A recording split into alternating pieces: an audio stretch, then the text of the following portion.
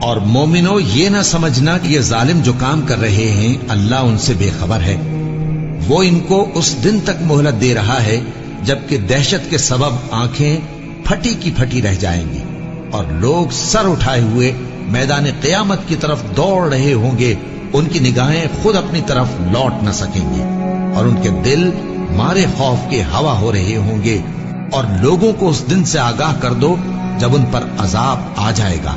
تب ظالم لوگ کہیں گے کہ اے ہمارے پروردگار ہمیں تھوڑی سی مہلت عطا کر تاکہ ہم تیری دعوت توحید قبول کریں اور تیرے پیغمبروں کے پیچھے چلیں. تو جواب ملے گا کیا تم پہلے قسمیں نہیں کھایا کرتے تھے کہ تم کو اس حال سے جس میں تم ہو زوال نہیں ہوگا.